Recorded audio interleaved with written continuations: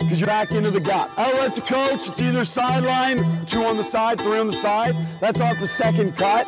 Leads the country in offensive rebounding. Hey coach, welcome to the Basketball Podcast. I'm your host, Chris Oliver. Let's share the game.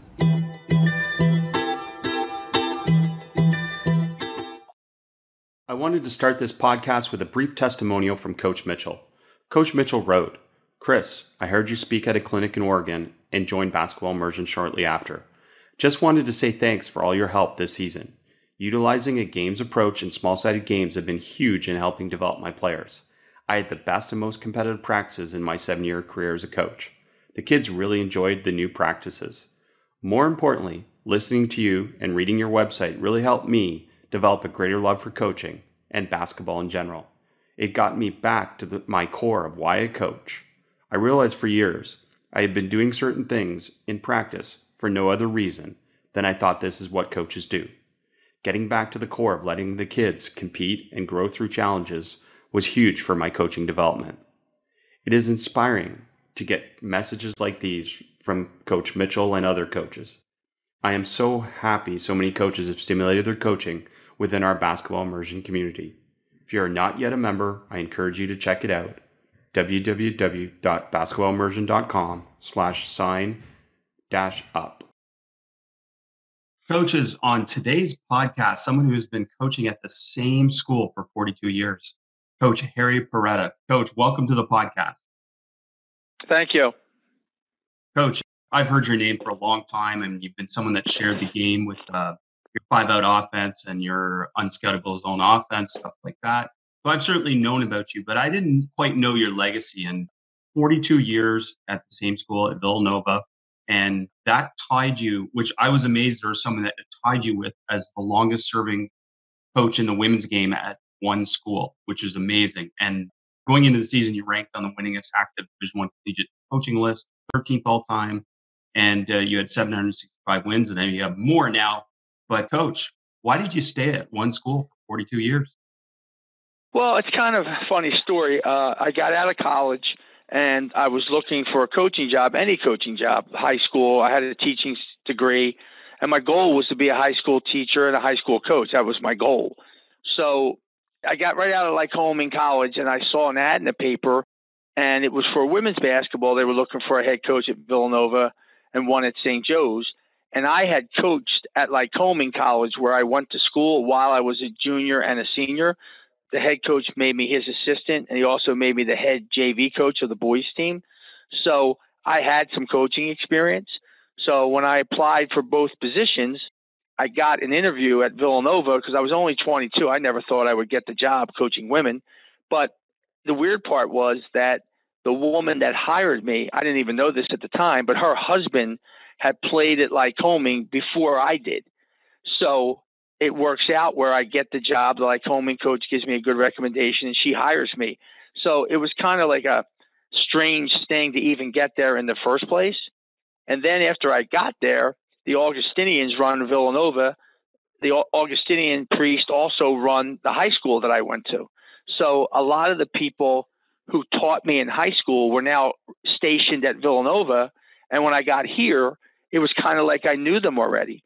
And it just felt like a very home atmosphere, very loving atmosphere. And I just felt like, I just grew into it where I never felt like I should leave. I just felt like it was my home. Yeah, well, and obviously what a home it's been for all these years. And getting into the basketball stuff, you've made a huge impact on the basketball community with your sharing. I'm curious, in developing these systems, I mean, the 5-out, the spread continuity, and the unscoutable zone offense, it seems to me that you develop these a little bit with a mindset of an underdog playing against some of the bigger schools. Is that my thinking? Is that correct? Yes, it is. Everything that I've developed, I've tried to use from the aspect of I wasn't a very talented player. And my mentor taught me how to make up for what I couldn't do from the physical standpoint or the talent standpoint by moving without the ball, moving intelligently, and things like that. So everything that I ever came up with on the offensive end of the floor was based upon that. And also, I always felt like, hey, if you're a really good player, you could just play within this type of system too and that this system could help you get some easier shots, but you also could use your individual talents to get your own shots. And that's kind of like what we tried to develop within this system. So you're correct. Everything that I did was from the aspect that we would be an underdog. Well, and let's start with the zone offense, because honestly, we haven't spent enough time on zone probably throughout my podcast. So it's awesome to have someone who's developed zone offense. And you mentioned this already, it's about incorporating some of your other players, but from the zone offense perspective, I mean, the players both have freedom and responsibilities. Can you explain that? Correct. Yeah.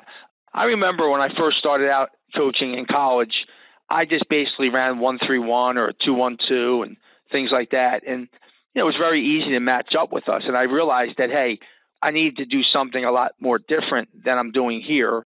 And I remember I went to see Bobby Knight. I went to see some other coaches. Rolly Massimino was obviously at Villanova when I was here. And what I tried to do was, anytime in my coaching career, I would try to take different people's concepts and add them together. Because I always heard coaches saying, oh, no, we're going to do it this way, or we're going to do it this way. So I felt like, hey, why don't we do it both ways? And I said, isn't that a better way of doing things? And that's how my concept of the zone offense began. It's based around leaving a spot when you pass the ball, filling another spot. It's based around, I started it out with 3 different kids that used to flash into the high post. And this is how you learn stuff in life. The 3 kids were flashing into the high post, and I didn't think they were catching the ball enough. And this actually happened to me one week. I had my son, Steven, who was like about, 5 years old. And we went to this ice cream store, and there were like 80 different flavors of ice cream. So it took him about a half hour to make up his mind what flavor he wanted. Then later on in the week, we went to a corner store, and the guy said at the corner store, he goes, we only have one designated flavor, chocolate. So Steven immediately said he wanted chocolate. So I said to myself, wait a minute, why don't I make a designated flasher instead of having multiple flashers? So I went to practice next day, started working on it, and what I found was the designated flasher actually was catching the ball more than the 3 different kids that were flashing, because everybody on the team knew who that person was. People on the team would compete for that spot. And it started working out really well. And what I mean about the designated flasher is when people leave a spot and fill a spot on the perimeter, obviously they're leaving a spot open.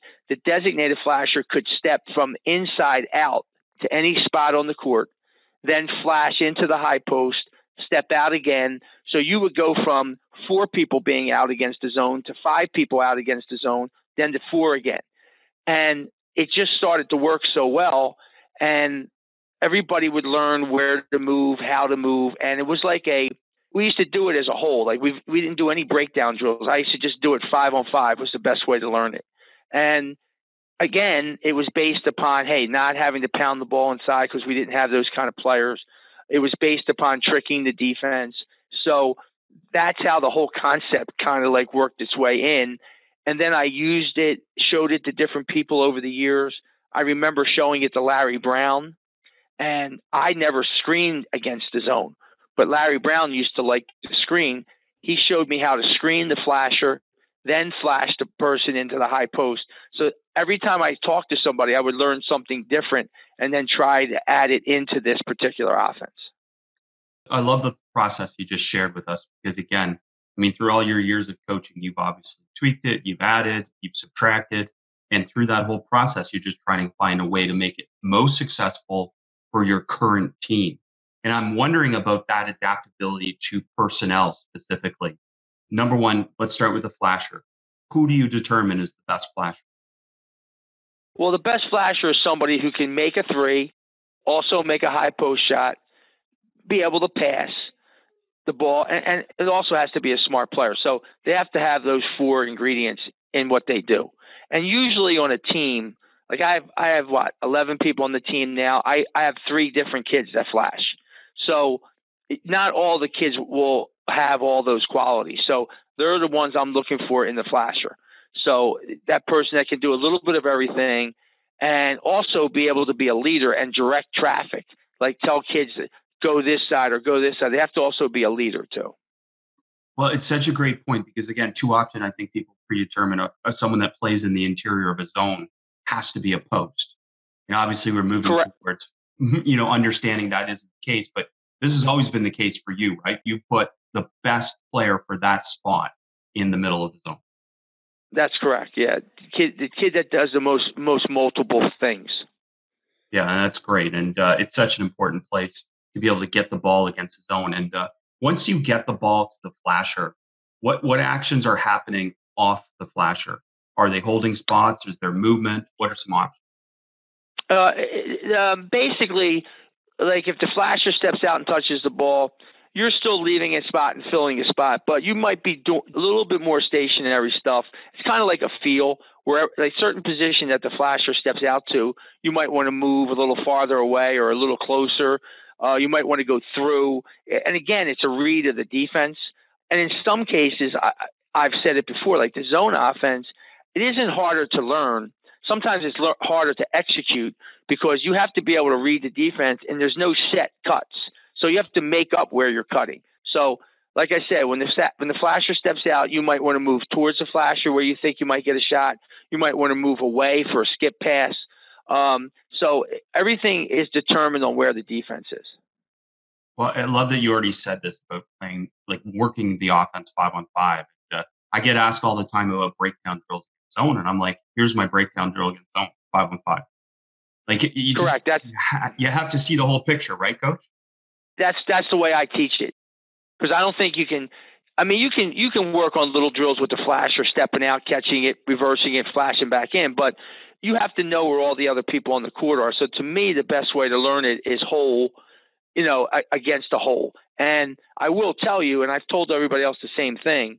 If you determine that you want to try this kind of zone offense, you have to give it at least a week, because it will look horrible in the first week that you try to do this, because you're playing 5 against 5 and you're just learning how to read all the different positions on the court. So you have to be committed to it. I find that a lot of people might give up either the zone offense or a man offense after the first couple of days because it just looks too confusing. You have to be able to play through it.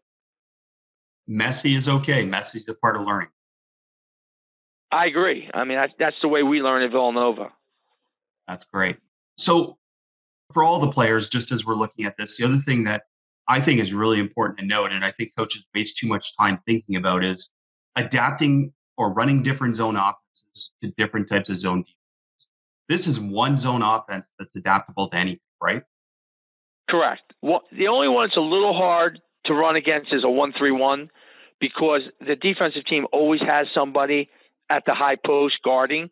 But the flasher in that situation would then flash to the elbows instead of directly to the high post to try to avoid that defender.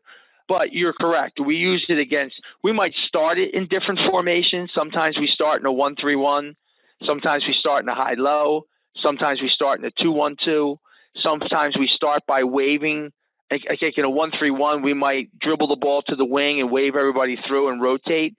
Sometimes we'll start by passing from the point and then go find another spot. But how I teach it is, once we do that first, whatever you want to call it, then I just say, assume your roles. And then everybody assumes the same exact role that they would have against any kind of defense. And give us some examples of some of those roles for players that say aren't the flasher. What are some of those other roles? The perimeter people, their roles are to leave a spot, fill a spot. You can dribble the ball to create a pass. You can also dribble the ball to escape like a trap or an overplay. So the 3 perimeter players are using those rules to themselves. The low player, their job is to go short corner, and they may go as far as the corners to the 3-point line if they can shoot it. We've sometimes put a guard back there and tried to get them the ball near the 3-point line so they could drive it. So the low person's job is to move from side to side, trying to get themselves open behind the defense to try to draw the back of the defense to them. So those are what those 2 roles, those separate roles are. And then obviously the flasher's role is to be able, they can go anywhere on the floor. They can step out to any spot. They can flash whenever they want. They have to flash a little relative to the high post. They don't want to get too low because you don't want to have the high and the low person too close to each other. But their role is to be able to do a little bit of everything. And what are the dominant shot profile that you're getting in this zone offense? Where the emphasis or where the analytics give you? There's not the analytics is we get a lot of open threes, but we've had teams in the past where we would put a good player behind the defense and we would work to get them the ball a little bit more. And again, it depends on your personnel. The year that we went to the Elite Eight, we led the country in three-pointers attempted and made. This particular year, we shoot a lot of threes, but we don't shoot it very well. So it all depends on what kind of group of kids that you have and what they're good at. And then we kind of curtail the offense to what we think we're better at. And positionless, so it makes it easy for you to be able to adapt any player. Obviously, you get to recruit at your level, but any player can fit into this. But I'm wondering, are there some specific things that you adapt for some special types of players within this offense? Well, we always try to recruit multi-faceted players, like kids that can all shoot, pass, and dribble. And if we can get kids between 5'11" or 5'10" and like 6'2", they can play any spot on the floor. That's what we're looking for, players that can play any spot on the floor. We have a kid on our team now. Her name is Mary Kadeka. When she first got here, she basically could only play the back spot. She couldn't shoot the ball for more than 15 feet. She was good around the basket, so she played the back spot against the zone almost always. Now she plays the flasher position where she's learned how to do multiple things. And even sometimes we use her at the point guard where we use her as a leave a spot, fill the spot player. So it all depends on how your players develop their individual skills. And if you have a bigger kid that's more immobile or not great away from the basket, then you would use them as a low post player, and maybe they wouldn't step all the way out to the corner. They might only go block to block, where when we're reversing it and we're leaving a spot, fill a spot, you might be able to get it into her at the low block. And I'm asking specifically maybe for some high school coaches who maybe have a player they want to hide. So they don't have all skilled players. Maybe they have that one player coming off football season that's just a good athlete. Mm-hmm. So where would you put that player in this scenario? I would put them in the low post. Yeah. And I mean, I would hope they'd be able to make a layup. That's why I would put them low, because it limits them having to dribble or pass the ball, make skill passes, make shots away from the basket. So it would limit them to just either offensive rebounding or catching the ball and trying to just lay it in. So I read another quote from you that's basically about this offense, but I assume it applies to man too, so you can speak to both. But shots are not predetermined, but instead develop naturally based on your philosophy and your player's preference. Can you talk about how you define shot selection? We define it like both man and zone. We just define it as a shot that we think is makeable. And a lot of times when you have a motion offense, the goal of the motion offense to me is to try to create enough open shots where the non-skilled players don't have to work as hard and can make. And then the skilled players, like I told you before, they can come in. If they take a contested shot over somebody or dribble the ball between two people, that's fine because that's what their skill level is. So that's how we determine what a good shot is. It's dependent on the person that takes it and what we think they can do. Right. And you've talked about it a little bit, but playing with a person behind the zone, is that something that you don't see enough from other teams that's so important?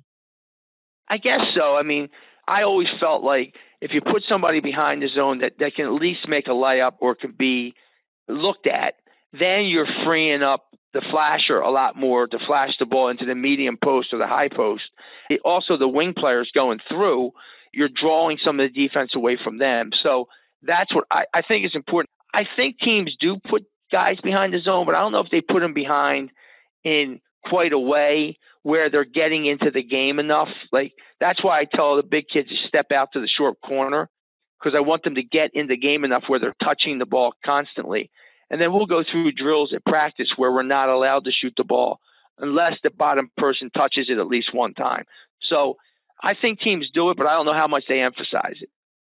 And another thing struck me as you're saying, so you talked about the messy part of learning this, which is natural and normal, but is it part of this learning process distinguishing the difference between a flasher and a normal cutter? Because players who aren't flashers can cut as well. Correct. If you're not the flasher, as you're cutting through, you could be looking for the ball. So we've had times in games. I remember the team that was really good at it was a team that went to the Elite Eight. Like the flasher would step out. One of the perimeter kids who was cutting through would just happen to see an open spot on that particular possession, and they would flash to the high post and they would get the ball. So the bottom line is that, again, like you said, the messy part is learning it. But I also think how you learn it, especially 5-on-5, makes you better at it. So I just think that, you can just do multiple things out of it. That's the thing I like the most. And like you said, it's positionless. So anybody can do anything, if they have the skill level for it. Can there be two cutters at once, or is that part of what you're trying to train them to make decisions to say, okay, first cut, then second cut, so that you're not looking at two things at once, or is that okay? It very seldom does it happen because the person that's cutting is usually the person that's passing. So when they pass the ball, they're leaving the particular spot they're in and they're cutting through or down. So usually it's one cutter. But I have seen times where somebody is cut, another person has seen something open and cut at the same time. Again, depending on the situation, it could be a great play, it could be a bad play. Again, and then I would stop it and say, hey, in this case, it was a good cut, two people cutting. In this particular case, we shouldn't have had two people cutting. And the other funny thing, too, is there's times where you pass the ball and you don't even move where you're making a good cut. And people say to me, what do you mean? For example, if I'm on the wing and I throw the ball to the flasher who steps out to the high post, and the defender who's guarding me leaves me and goes and guards either the middle or the low. Well, now I don't even make a cut. I just stand there for a pass back. And I call that leave a spot, fill a spot, because in that particular situation, even though you're not moving, you are moving. You made the decision to stay, which to me is still making a decision. I know it sounds stupid, but that's how you're learning how to read the defense. No, that's great. I understand that completely. And is skip pass something you value within this offense? Is that an emphasis? Yes. Skip passes are a big emphasis because when the flasher starts stepping out a lot of times, the top person in the zone gets caught having to guard the flasher. That's when you can skip the ball over their head, maybe get a three on the weak side or dump it in low right away. And we always phrase it as the flasher. When they catch the ball, they look for themselves. And then the second look is look opposite, because obviously the way zone shifts and different things like that collapses. Is that similar, or do you have different ways of phrasing that for the flasher? Yeah, I mean, I tell the flasher, I would say 7 to 8 times out of 10, you probably should reverse the ball.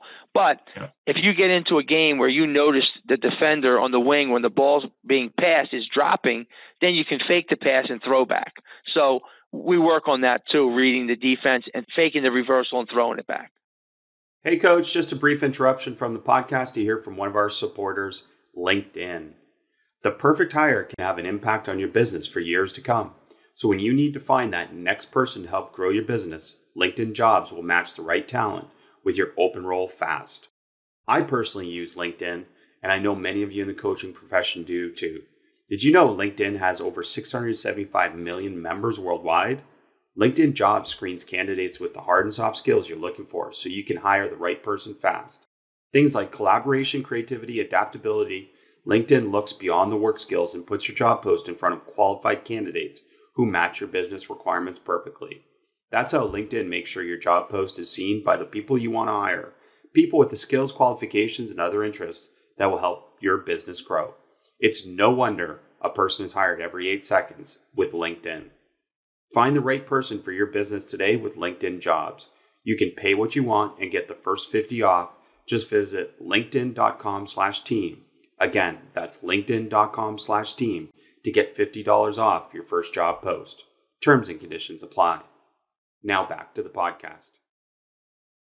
Yeah, this boomerang action is so effective. Again, the zones obviously naturally shift in unison and they all move towards the ball, and then that leaves the same side exposed. So that's really cool that you said that. And the other thing that I'm wondering about, and talked about having a playmaker in the flasher spot, is I'm seeing this a lot internationally, is where an interior player pops out to become obviously a 3-point threat. And is that something that you've noticed has really developed over the years for your players, that ability to be able to go inside out to be able to shoot the three on a cut? Yes, I mean, that's an important part of the flasher, being that particular person has the ability to shoot the medium range shot and be able to shoot the three. Because when you go inside out is when you really screw the defense up, because they're going from guarding like maybe 3 perimeter people up top to guarding 4 perimeter people. So that's when you get a lot of open threes. So yeah, we would like that person to be able to make threes. And again, back to the high school coach scenario that they have some perimeter players that maybe aren't as effective 3-point shooters. Would you emphasize more cutting for them on off the ball actions to be able to basket cut or short corner cut or different cuts like that? Yeah, I would use that. Yeah, emphasize that. And the other thing I would do is what Larry Brown showed me. You could use them as, if you don't want them really shooting the three, you could use them as screeners a little bit, either on skip passes where you're kind of flare screening the top, or you can step up and go pick and roll with one of your guards who is a good shooter, and you can then flash that person low or across or high. So the person that doesn't shoot the ball could be used as a screener in the offense too. And have you incorporated any ball screening in this offense? No, but the funny thing is we're getting ready to go to the Big East tournament, and we think the team we're going to play against might play us a lot of zone. So we're actually going to put that in today, a little pick and roll stuff where we go pick and roll, and then if we don't get anything, we just assume our roles and then run the zone offense. But at least we're getting a pick and roll out of it. That's great. Great inside information. Don't worry, Coach. They won't listen to this before the game anyway. That'd be great. So, and maybe on that, along that line, I mean, what I always like asking coaches that develop these unique or intelligent systems is, what are some things that can really disrupt it? What are some things that can disrupt it in your experience over the years?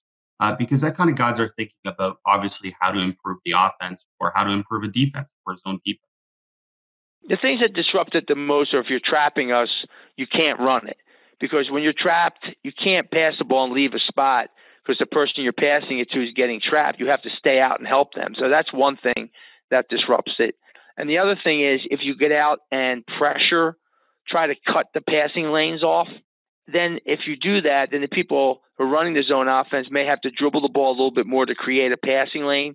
So that has become the one thing that might disrupt it a little bit.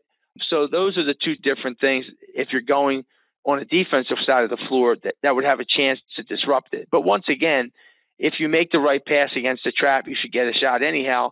And if you get out and pressure, and the other rule is if I step out in the zone offense or I leave a spot and fill a spot and you deny me the ball, the same principle works against the zone that works against the man. If you're denied the ball, you back cut and fill the spot with somebody else. So, but if kids don't read it well enough and don't back cut, it can be disruptive to the offense. And with your experience with the flasher, I just, again, want to search for some of the phrasing that you use. But so when you're teaching them to flash, are you saying different phrasing, like you're cutting to space, not spots, which is a common problem that we all see, right? Where we talk about flashing in a zone and they just go to a designated spot. They go to the elbow. So what are some of the ways that you phrase and talk about the flasher getting space? But what we do is we'll have the coach with the ball stand up top and we'll dribble the ball to the wing, pretending like we're waving people through. So now we'll put either chairs out there or we'll put 2 other defenders out there. Now the flasher has to read where to step out, step out towards the ball, step out maybe away from the ball, depending on where the defense is, catch it, reverse it or throw back, flash back into the high post. But again, when you're flashing back to the high post, like you said, one time you might flash to the elbow, one time you might flash to the middle of the lane, one time you might flash a little deeper because the top person in the zone is playing back. You have to get behind them. And sometimes when the top person in the zone is all the way out at the 3-point line, you can flash in right behind them, which is all the way up at the foul line and catch the ball. So those are the things that we try to teach them, and that's how we try to teach them, depending on where the defensive player in front of you is. And then acting, deception, change of pace, different things like that factor into their success. Like the best flashers you've ever had probably had a little bit of this acting ability to be able to act like they're not going before they go. Yeah, just better players are just better players all around, and they know instinctively where to go, how to go there, when to fake go in there, when to go somewhere else, when to back cut, when to step towards the ball. So again, it's predicated a lot on, how good that particular player is that's the flasher. And that's why usually on our team, the flashers are usually our top 2 or 3 players. That's great stuff. And you talked a little bit about the difficulties against the 1-3-1. Is there something that you found, again, in knowing one of the weaknesses of your offense? Have you found some things that work best against the 1-3-1 then? Yeah, we start more in the 2-1-2. The other defenses, we start more in a high-low. So we start more in the 2-1-2 to try to gap the top person. And when we hit the corner, the flasher, sometimes the corner person in the zone goes and guards the corner. Well, we'll have the flasher step out to the wing a lot more instead of the top of the key, because in the 1-3-1, they usually have a defender up there. So I found that the flasher stepping out to the wing, off center, when they step out, and then when they flash in, they're going more to the elbow instead of the mid post, because that's where the defender is. So that's what we try to do against a 1-3-1. And we dribble the ball a little bit more, because in a 1-3-1, you're cutting off passing lanes. So we might dribble the ball a little bit to try to create a passing lane more against the 1-3-1. Great stuff. Thinking about now transitioning a little bit to the man offensive philosophy that you've helped develop, but relating it to the zone. Do you number cuts in the zone too? I know you number cuts. No. In the man off. No. Okay. No, we have them just cut on their own, and I don't say to them do a 3, or I may occasionally, but we don't call numbers against the zone at all. So the zone is complete freedom of movement in terms of read and make a decision. And read and react. Yeah. Yeah, read and react, and then you have opportunities within your man to be able to designate specific actions or different things through this numbering system. Can you talk about the numbering system? Yeah, what I did with a friend of yours, Keith Freeman, we played them out in Oregon a long time ago, and he came up and he was showing me his offense, and I was showing him my offense. And after that, we were both running motion, but one day I went up to practice, and I remember a kid saying to me, I said, "Move." And the kid really didn't move. And I said, "Well, why?" She goes, "I didn't know where to go." So I said to myself when I got home that night, I said, you know something, even though this sounds like first grade, but if I number the cuts 1 through 5, whatever, and I say to a kid, do a 3, well, they know it's a back cut. Or do a 4, they know it's a screen and slip. Or a 1, which is a pass and basket cut. Or a 2, which is a curl. 5 is a flare. So now when I give directions to somebody in a game, they know exactly what I want them to do, and they know exactly where to go. And I found that it became very helpful between the coach and player communication. And then it became helpful because then we started using, I remember Rolly Massimino, after he was retired from coaching, I told him to come up one day. And I told him, I said, can we make a numbered offense out of this, or a sequence? And what we came up with was, we come down and we'll call like a 25. And a 25 means that the first number we call, you're doing twice, which is a 2, which is curl. The second number we call is a flare. So now the rest of the possessions, you are flare screening for whatever person that you're supposed to flare screen for, and you do that the rest of the possession. So that's what we came up with. And I remember he wanted to try to use 3 numbers in a possession. I thought he was just making it too complicated, so I just stuck with the 2. First of all, I'm trying to remember when Rolly Massimino retired from coaching. I was coaching against him when he was at Northwood, and unbelievable passion of the game.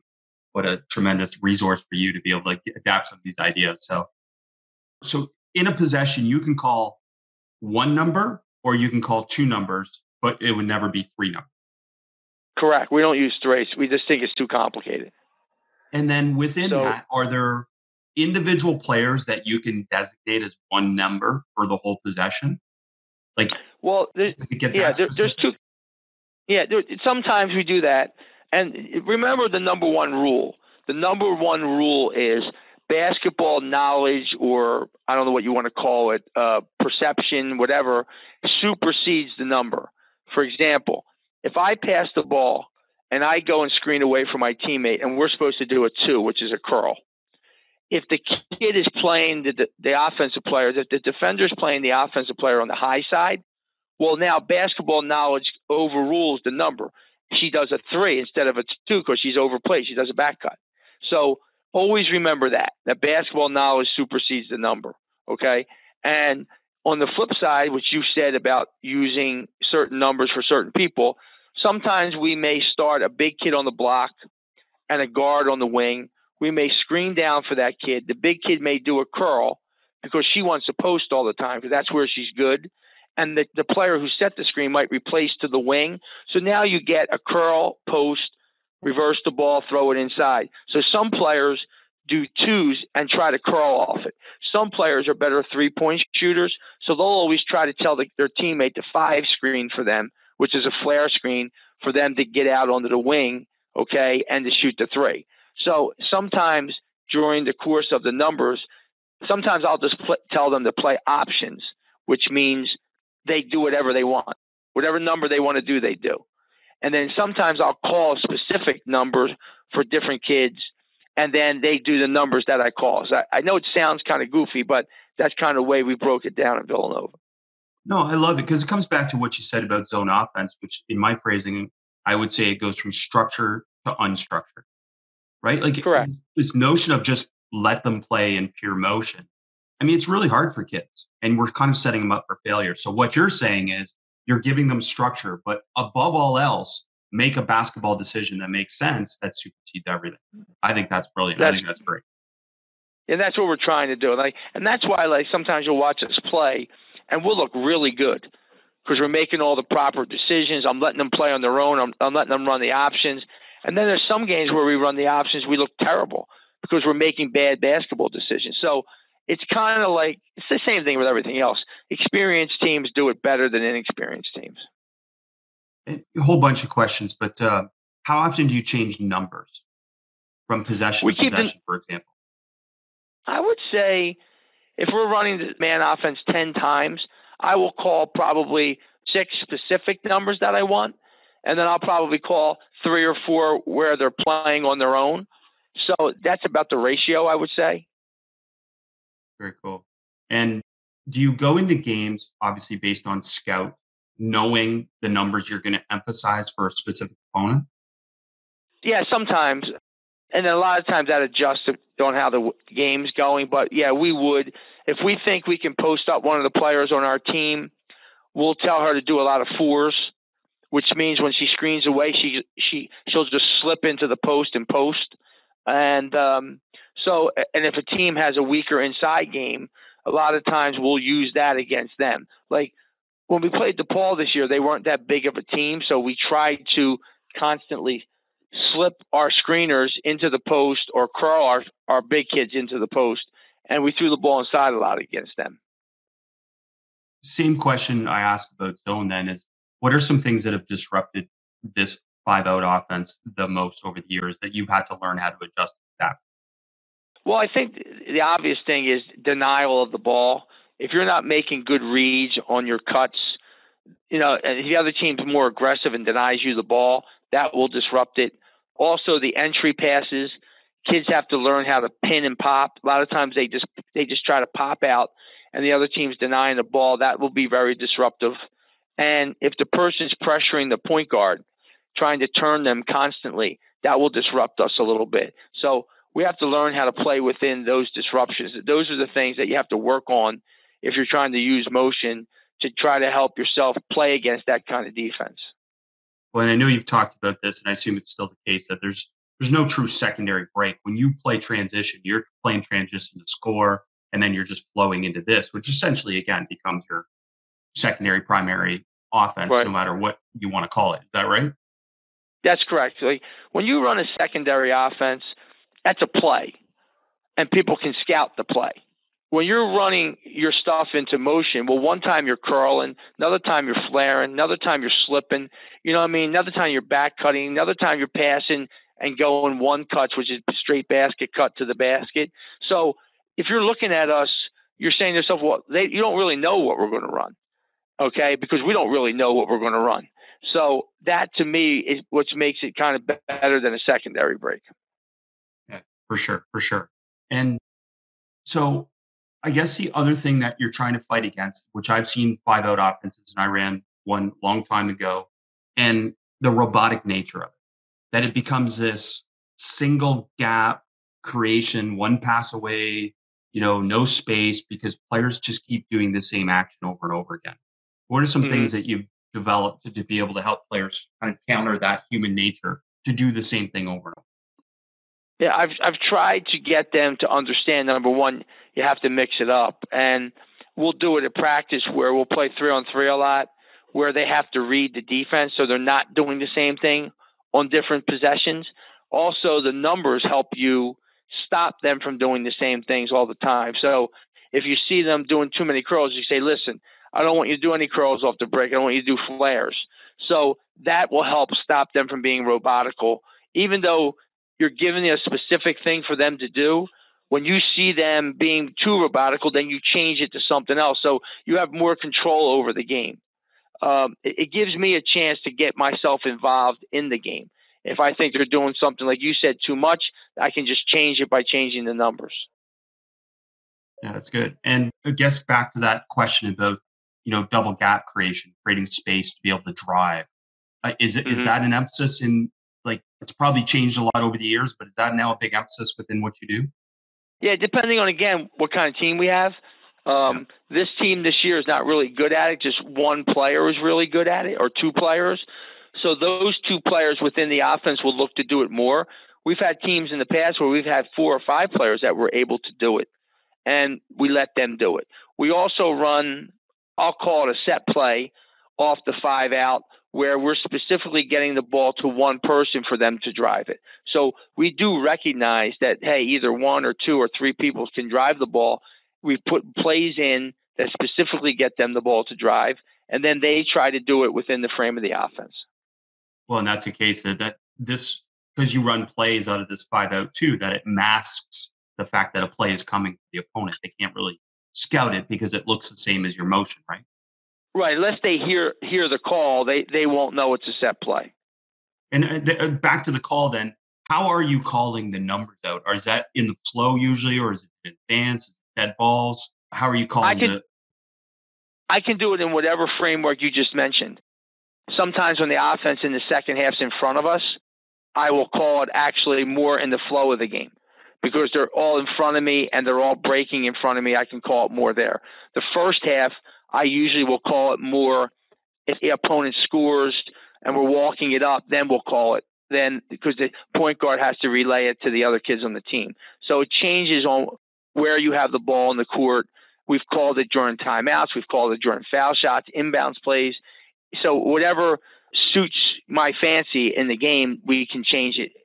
We feel like we can make a change. And with that, in either the motion or the plays, because you're spacing opponents somewhat to uncomfortable positions where you'll have some specific players on the opposite team that won't be as comfortable on the perimeter, are you doing things to hunt specific matchups to attack as well, either inside or outside? Absolutely. A lot of times, we'll have an advantage in our 4s and 5s because we'll be smaller and more mobile. So those are the specific advantage we are looking for off the break. If we can get the ball to a specific person, we'll call Villanova drive. But, we're getting the ball to that person where they can go one-on-one against a big kid who might be slower than they are. So, yeah, we are doing that. All right, it's great stuff. And I encourage coaches to look at both these systems. Just, again, a lot of common sense ideas that are brought together. So wonderful for you to share that. Now, Coach, maybe reflecting a little bit on yourself as a coach and that, how much you've changed over 42 years. But knowing what you know now, what is some advice, maybe if you 1 or 2 advice or ideas that you can share with coaches about, hey, I wish I knew this when I was first starting? Well, I just wish I knew more. I mean, sometimes I don't know if, as a young coach in today's world or years ago, like we're paying attention to everything as much as we should. So like I had the luxury of having like Rolly Massimino around me, and he would bring guys in like Larry Brown would come around, Chuck Daly would come around, Dave Gavitt would come around, Joe Mulaney Sr. would be around. So I had access to all those people. Nowadays, I don't know if young coaches have access to those kind of people. So they have to either seek them out through clinics or camps or whatever, and then try to wove their own ideas into a combination of ideas. Don't think that the way you do it is necessarily the best way to do it. You might have talent 1 or 2 years, and it seems like the best way to do it, but you always want to be able to share and combine ideas. Well, it's great advice. And, that's the idea of this podcast, Coach, is, I think we've lost a little bit of that connection where we go to clinics, and go to camps, and we get access to the people you talk about. The idea of the podcast is to be able to give people access to you a little bit through, again, what would a coach ask you in terms of those things? So hopefully that contributes a bit to it. How about dealing with players? What have you learned, some of the best practices for dealing with players, say, on the court, off the court, in terms of your interaction? Well, it's kind of, again, it changes with every team. This particular team this year, very fragile group of kids, so you have to treat them with more like kid gloves. And then you may have a group where being tougher on them is actually better for them than treating them with kid gloves. So I think it's a read. You have to read that as a coach. And I think each team, each year, each group changes. So, and I think you have to try to change with them. I don't believe in just being one way all the time. I think you have to bend in the wind. I think you have to give kids today more, I don't know what the word is, access or more time that they can express their opinions. Kids today like to express their opinions much more than years ago that I found. And you have to be able to let them do that. Because I'll even let players during a game, come up, give me ideas, say, hey, I think we can do a 2, or I think we can do a 4 over here, or whatever in the zone offense. Why don't you change me? Take me out of the point guard spot, put me on the baseline, something, whatever. So I think in today's world, you need to let them have more opportunities to speak their mind. Awesome. That's awesome.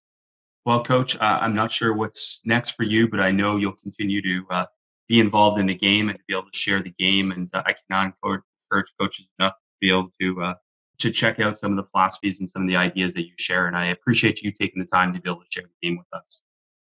Thank you. Appreciate it too. I am happy to announce that the Best in the West Coaching Clinic video series is now available for download. Get 11 full clinic videos featuring multiple sessions by Mike McKay, Alex Sarama, Yorick Michaels, Chris Oliver, plus single sessions from Lisa Tomades, Shawnee Harley, and Dave Taylor. Go to www.bestinthewestclinic.com to watch a trailer and to learn more. Learn modern coaching ideas not just on what to coach, but on how to coach as well, from some of the best coach educators currently sharing the game. A number of coaches have already reached out to me, grateful to be able to stimulate their coaching with so many unique ideas never shared or discussed on most coaching DVDs. Go to www.bestinthewestclinic.com to get these videos to download to be able to watch in the comfort of your home. To find out more about Coach and all we spoke about today, please take a look at the show notes for today's episode. I love to share the game and have basketball coaching conversations, so connect with me on social media.